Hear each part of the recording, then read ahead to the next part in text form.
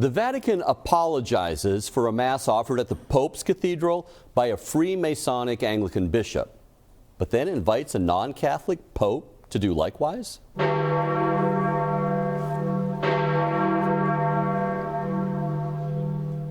Join us now, our Rome correspondent, Dr. Jules Gomes.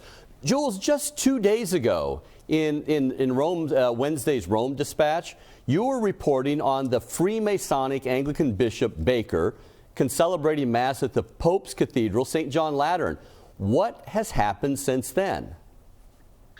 Brad, the circus is spinning out of control.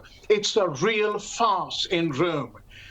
The vicar of the chapter of the Archbasilica of St. John Lateran, Bishop Guerino di Tora, has apologized. He says he deeply regrets what happened. He says it was because of a miscommunication. I can't fathom what sort of miscommunication could lead to such a major PR disaster. But even worse, in his statement, he goes on to say that that Bishop Jonathan Baker and his Anglican colleagues celebrated at the high altar in the cathedral. But then another Vatican dicastery has gone on to say that, correct him and say that no, they did not celebrate at the high altar.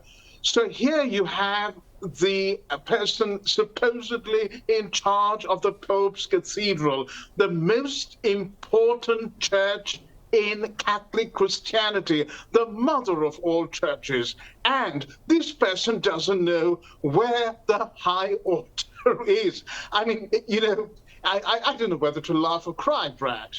Okay, can we bring that picture of the Anglican Masonic divorced and remarried Bishop Baker back up there, and the celebration taking place at St. John Lateran?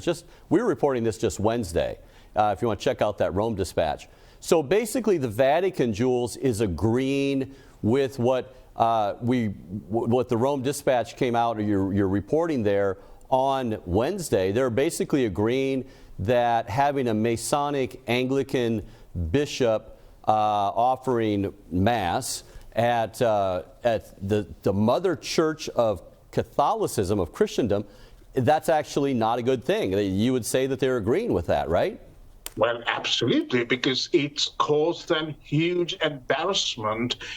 You know, the social media chatter has been off the wall. It's impaired ecumenical relations to some extent between the Anglicans and the Catholics, but it's also shown what a shambles Rome is in at the moment.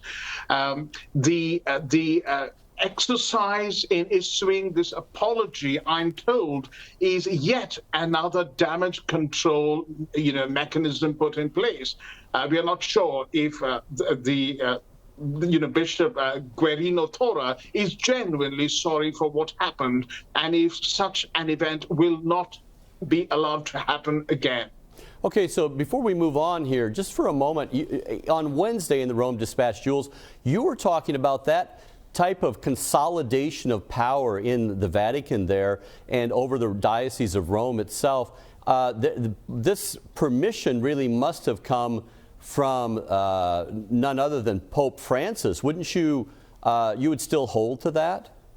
I would still hold to that because, the recent decree, it's a super micromanaging decree of the Diocese of Rome. And surely if something so important is going to happen, I mean, you don't even get cardinals given permission to celebrate at, if it was the high altar. Now, there's further confusion over that. Or if it was a very important altar, you don't even get cardinals being given permission to do that. The area had to be cordoned off, they say, so that the ordinary faithful Catholics wouldn't be attending that Anglican Mass.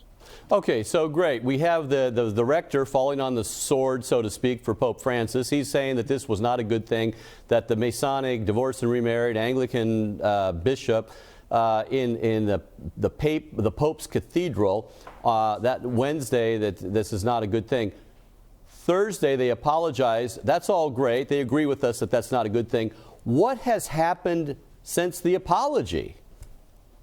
Well, you can ask that question again, Brad, because yesterday we were told that Pope Tawadros II, who is the head of the Coptic Church, a church of 10 million Copts, primarily Egyptians, but scattered all over the world.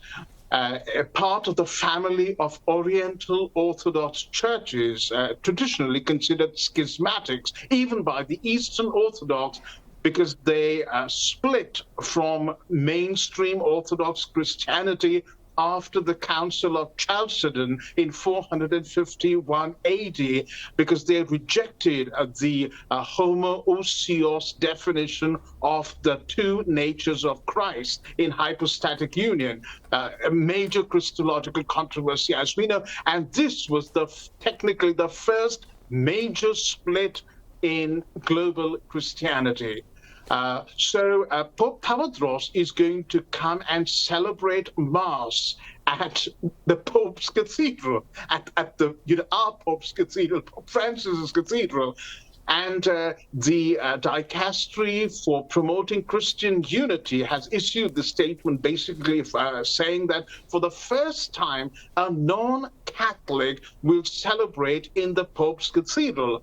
I mean, yet another confusing statement, because doesn't this guy know that a non-Catholic did celebrate Mass at the Pope's Cathedral just 3 days ago? Okay, so before we move on, Jules, can we bring that picture back up of the Pope and the non-Catholic Pope for a minute? You were using the word Pope there, the one for Pope Francis and one for the non-Catholic, and you're saying Pope. Can you help our audience understand why you're using the word Pope there, what sense you're using the word Pope there for the non-Catholic bishop here featured with Pope Francis? Well, as we know, Pope is Papa. It is a very ancient title. It was not specifically used for the Bishop of Rome. Other patriarchs used it as well. And the Coptic Church traces its apostolic origins to St. Mark the Apostle.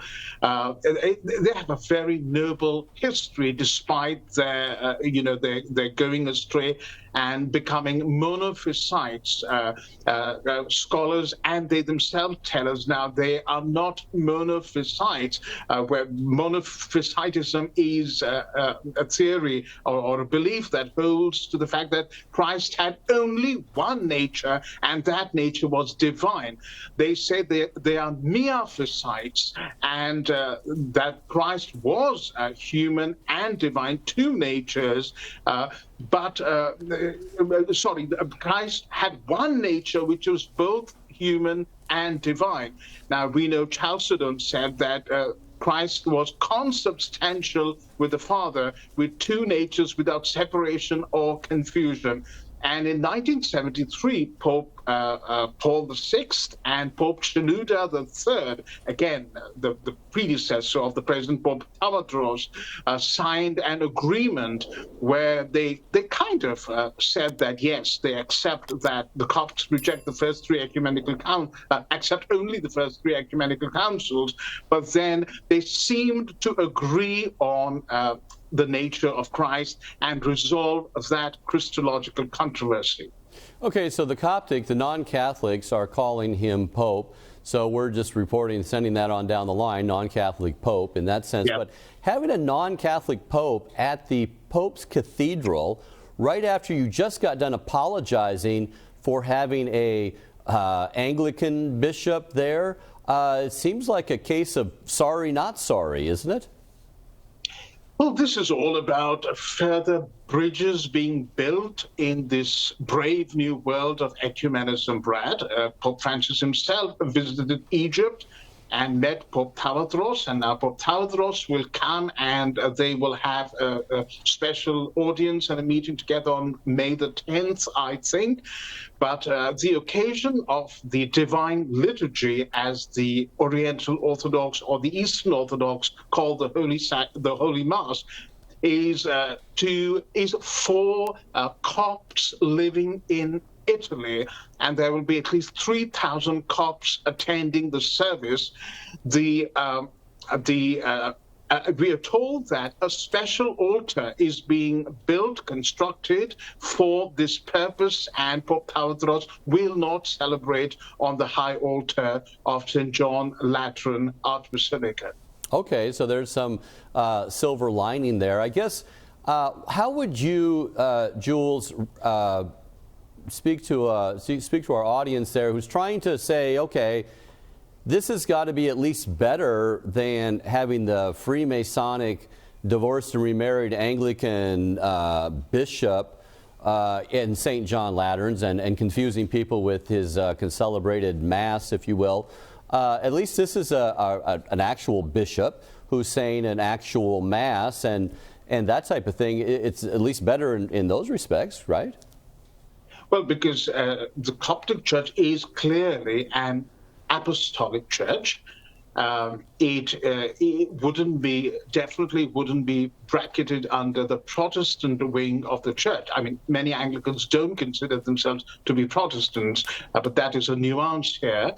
And of course, we must also understand that these Christians have suffered terribly for their faith under Islamic regimes.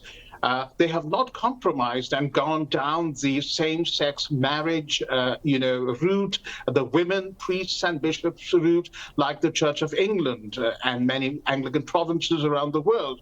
So, thank God that they have held fast to the apostolic faith they had until Chalcedon. I was with a significant Christian leader in England some years ago, and he had a phone call, and his secretary said, "It's Pope Tewodros," and he apologized. He said, "I must pick up the phone." I said, "Go ahead." And in my presence, he was talking, and it happened that a bomb had gone off in an Egyptian cathedral, and hundreds of people were injured, many were killed.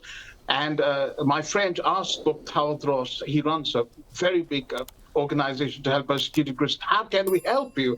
And to my great surprise, Pope Tewodros said, "We don't want your money. We only want your prayers, and we want you to tell the world what is happening to us." And of course, we all know that ISIS beheaded, I think it was 21 Coptic Christians some years ago, parading them in orange suits before beheading them. But the Coptic Christians remained faithful to Jesus until the very end.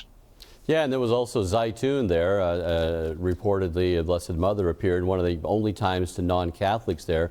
Zaytun, Egypt, I believe that was over a Coptic church as well. We would always rejoice in true unity between Catholics and non-Catholics, and we do invite our viewers to pray for that authentic unity. Jules, thanks for your reporting and for your insights. Thank you, Brad.